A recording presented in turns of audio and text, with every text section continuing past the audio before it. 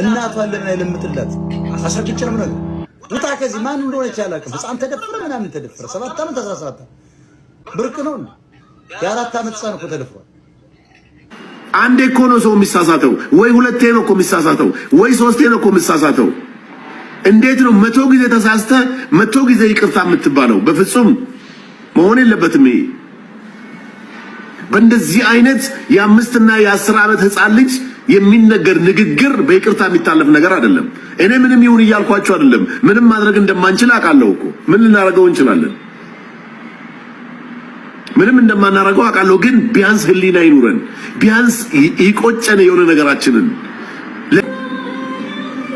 እቺ ልጅ ልጄስ ብትሆን፣ እቺ ልጅ የእህቴ ልጅ ብትሆንስ፣ እቺ ልጅ ኢቭን እናቷን ማቃት ቢሆንስ እንዴት ነው የሚሆነው? ፍትህ እኮ እንደዚህ አይደለም ወንድሞቼ። ባላንስ አድርጎ መኖር እኮ እንደዚህ አይደለም በፍጹም። የሞጣ ደጋፊ አንድ አይነት ናችሁ። ደፋሪ የምትደብቁ የደፋሪ ስብስብ። እናንተ የምትቀልቡት ሰይጣን እንደሱ ስለሆነ የምትቀልቡት ቡዳ ስላለ ተከተሉት። አንድ አይነቶች ስለሆናችሁ እኮ ነው የምትከታተሉት።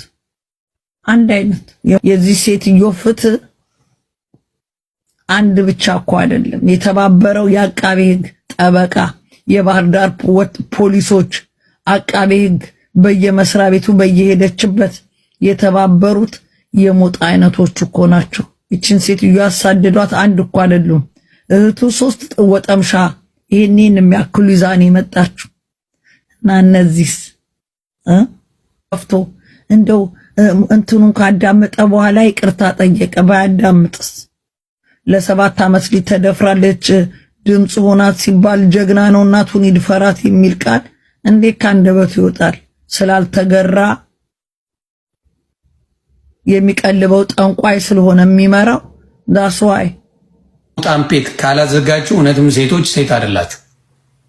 እኔ አቅሜን አድርጌያለሁ። አትላንታ እናት ከወለደች ናብየው ነበር።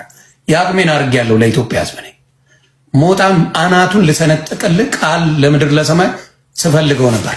እስር ቤት በገባ ምንም አይመስለኝም ነበር። ቃል በቃል ነገር እናት ከወለደች ናብየው ነበር። ሴቶች ማድረግ የምትችሉት ቢያንስ በስልካችሁ ሪፖርት አድርጋችሁ ማዘጋት ትችላላችሁ። ኃይላ እናቷ ጭምር ትደፈር ነው ያለው። እንኳን ሕፃን ልጅ እናቷ ትደፈር። ሕፃን ልጅ ምንም ቢሆን ሲባል ቆም ብሎ ማሰብ ነበረበት። ስለዚህ ነገ እኔ ቤት ፔቲሽን አለ።